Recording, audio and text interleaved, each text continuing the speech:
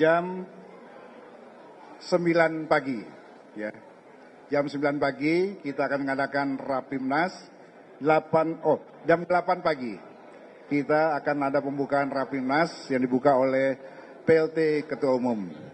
Kemudian diharapkan selesai jam 1 dan kemudian dilanjutkan dengan persiapan Munas jam 2 siang. Jadi Rapim ini agendanya adalah pengesahan pengunduran diri Ketua Umum Partai Golkar Pak Erlangga, kedua pengesahan PLT, dan kemudian juga pengesahan jadwal Munas yang akan kita selenggarakan pada tanggal yang sama jam 2 siang di JCC Senayan.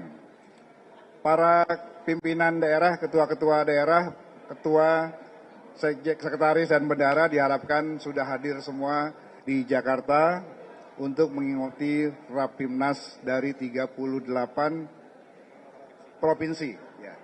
Yang kemudian disusul dengan hampir 558 pengurus kabupaten kota akan berkumpul di JCC. Undangan Rapimnas diperkirakan mencapai 500 lebih dan Munas 1.500 peserta. Munas akan dibuka tepat pada pukul 15.00 yang dibuka langsung oleh Ketua PLT Ketua Umum dengan agenda sebagaimana biasa Munas dilakukan. Dan kemudian diharapkan Munas lanjutannya dari pembukaan hari pertama besok paginya jam 9 untuk mendengarkan laporan komisi, ya, dan dilanjutkan dengan pemilihan atau penetapan Ketua Umum Partai Golkar 2024-2029. Pembukaan pendaftaran sesuai dengan apa yang sudah disampaikan oleh SC dimulai besok jam 4 sore sampai jam 10, tentu saja dengan persyaratan yang diatur dalam anggaran dasar, anggaran rumah tangga kita. Tema kita adalah Golkar Solid untuk Indonesia Maju. Demikian yang bisa disampaikan, nanti detail yang perlu penjelasan bisa tanyakan langsung dengan Ketua ST maupun Ketua OC. Kemudian pada penutupan diharapkan tanggal 21 malam, ya, Munas diakhiri jam 2 siang, karena 4 jam diperlukan untuk sterilisasi. Penutupan jam 19 yang akan dihadiri oleh Presiden Republik Indonesia Bapak Joko Widodo dan Presiden terpilih Bapak Prabowo Subianto. Demikian yang bisa saya sampaikan. Mudah-mudahan apa yang sedang kami lakukan ini tetap dapat menjaga kesolidan Partai Golkar sebagai salah satu aset demokrasi bangsa kita. Sekian, lebih dan kurangnya saya mohon maaf. Wabillahi taufiq wal hidayah. Wassalamualaikum warahmatullahi wabarakatuh. Saya kembalikan ke Pak Bu Mutia.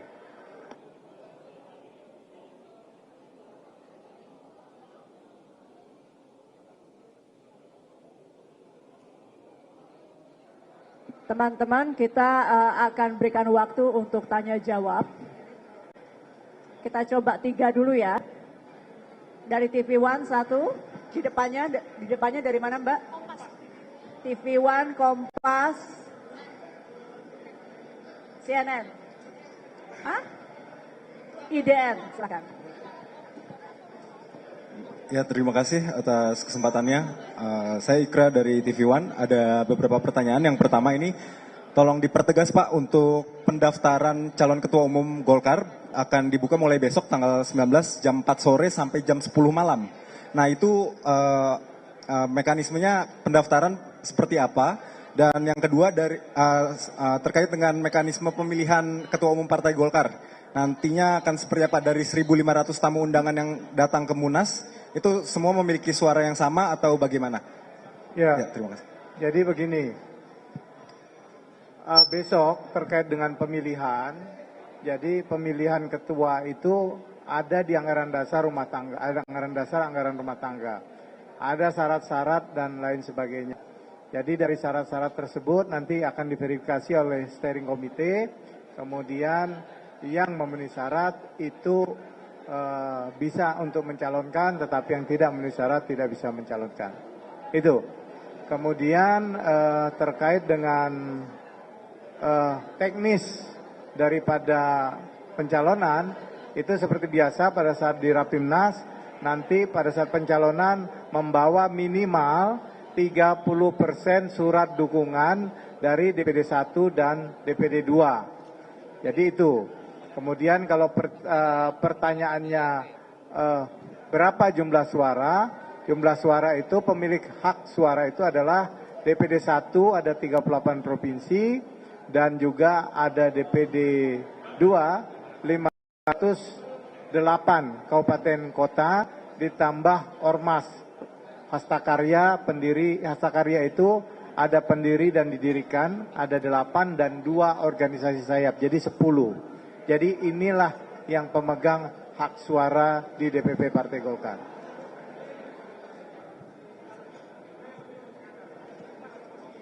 Oke ya. Selamat siang Bang Adis, Nanda dari Kompas TV. Ya. Ada 2 pertanyaan sih sebenarnya terkait dengan syarat untuk mencalonkan sebagai ketum. Tadi udah dijelaskan secara teknisnya.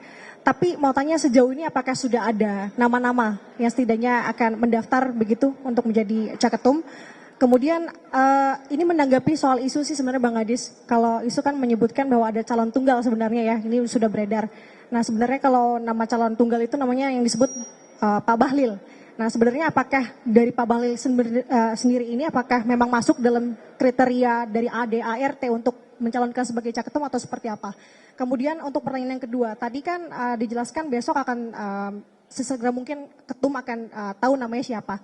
Nah sementara kalau dari PLT Partai Golkar, Pak Agus sudah memberikan rekomendasi untuk Pak RK maju di Jakarta. Apakah ini akan berdampak perubahan terkait nama-nama yang sudah diberikan rekomendasi ke depannya ketika ada pergantian ketum? Terima kasih Bang Adis. Ya, jadi untuk pendaftaran kita lihat besok ya. Kita tidak bisa berandai-andai siapa saja calon yang akan mendaftar. Di Golkar ini banyak sekali kader. Jadi kita tunggu saja sampai besok jam 10 malam siapa saja yang mendaftar menjadi calon ketua umum. Itu pun nanti kan melalui verifikasi. Apakah memenuhi syarat atau tidak memenuhi syarat. Pada saat Munas itu disaring lagi. Apakah kalau lolos di sini syarat-syarat persyaratan administrasi di Munas apakah bisa mengumpulkan 30% minimal suara dari pemegang hak suara. Itu juga harus kita lihat nanti pada saat Rapimnas. Nah, kemudian yang pertanyaan kedua tadi terkait dengan pilkada ya. Terkait dengan pilkada ya kita tunggu saja ketua umum yang baru. Kita tidak bisa berandai-andai kebijakan ketua umum seperti apa. Yang pasti siapapun ketua umumnya akan memikirkan dalam waktu yang singkat karena tanggal 29 Agustus pendaftaran kepala daerah udah berakhir. Yang pasti ketua umum terpilih pasti sudah memikirkan langkah-langkah yang tercepat dalam waktu 7 hari tersebut untuk seluruh pilkada. Nah, kapan bisa diketahui? Tanggal 21, insya Allah jam 13 atau 13.30, Partai Golkar sudah mempunyai ketua umum baru. Itu.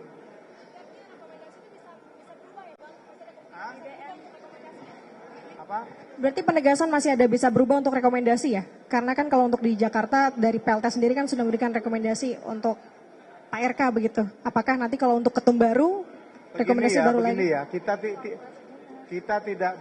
tidak bisa berandai-andai ya terkait dengan itu. Tetapi kita hari ini konpresnya kan persiapan Munas. Okay. Nanti kalau ketua umum terpilih yang sudah terpilih ketua umumnya, nah boleh ditanyakan itu seperti apa. Siap Bang Adis, terima kasih banyak. Ya.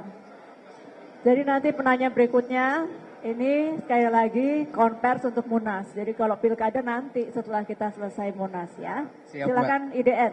Pak Adi, saya izin Amir dari IDN Times mau tanya paling satu aja Pak. Nanti di Munas itu agendanya tunggal pemilihan ketum atau juga nanti ada perubahan-perubahan ADRT atau seperti apa? Mungkin itu bisa dijelaskan juga kepada kita semua begitu. Terima kasih Pak Adi. Di Munas itu kan pasti ada pemilihan ketua umum, kemudian ada juga program-program. Jadi kita nanti ada konsolidasi organisasi. Kemudian program-program umum, kemudian ada rekomendasi dan pernyataan politik. Nah, biasanya juga di setiap ADRT kan adalah sedikit-sedikit perubahan tergantung Munasnya.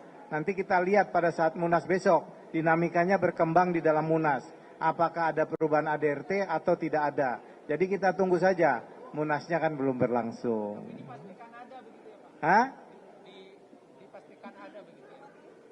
Kalau kita melihat setiap Munas itu selalu ada, tetapi kan perubahan itu tidak terlalu signifikan. Tergantung peserta Munas nanti menentukan perlu apa tidak ada perubahan. Gitu. Mungkin terakhir Pak Adis.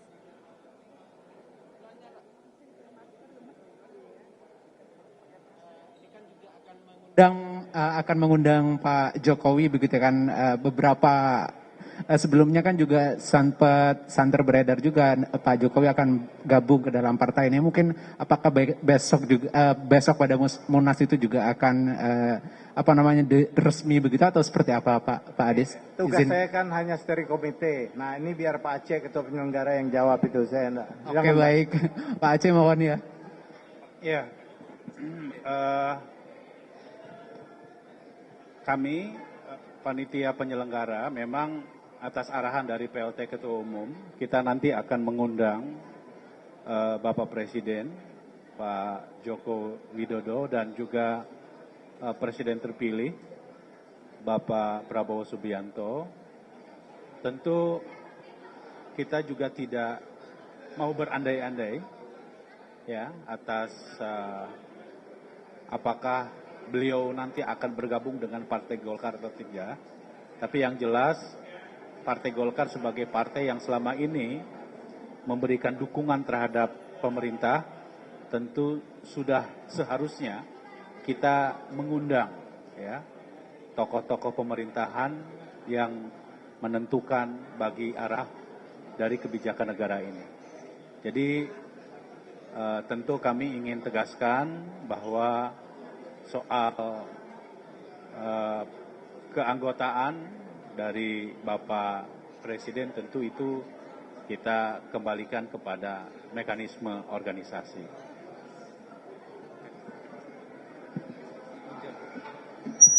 Oke, mau terima lagi atau cukup? Pak Aceh sedikit mungkin kemarin juga sempat disinggung. Sebentar, yang bertanya yang mana? Saya Ikra dari TV One. Kemarin sempat disinggung di Merapim sama Munas itu bakal ngebahas juga soal Pak Erlangga, katanya mau bikin posisi baru untuk Pak Erlangga, menempatkan Pak Erlangga sebagai Dewan Kehormatan atau lain sebagainya. Itu juga nanti akan dibahas atau seperti apa? Dan apakah Pak Erlangga akan datang di acara Munas nanti membacakan surat pengunduran diri atau bagaimana? Terima kasih. Ya, tentu kita sangat menghormati keberadaan Bapak Erlangga Hartarto yang telah berhasil memimpin Partai Golkar periode 2017-2024. Dan sebagaimana yang disampaikan Pak PLT Ketua Umum di dalam rapat pleno kemarin, bahwa Pak Erlangga akan mendapatkan penghargaan tertinggi dari Partai Golkar. Nah, terkait dengan apakah beliau akan ditempatkan pada posisi di Partai Golkar, tentu ini juga akan dikembalikan kepada proses Munas dan Ketua Umum terpilih ke depan. Yang jelas, kami tadi pagi juga mendapatkan arahan bahwa nanti Pak Erlangga Hartarto juga akan diundang di dalam Musyawarah Nasional ke-11 Partai Golkar. Oke, teman-teman kami ucapkan terima kasih. Sekali lagi kami mohon doa, dukungan dari teman-teman semua, insya Allah rangkaian Rapimnas Munas yang akan berlangsung mulai esok hingga tanggal 21 bisa berjalan dengan lancar, tertib, damai. Terima kasih. Wassalamualaikum warahmatullahi wabarakatuh.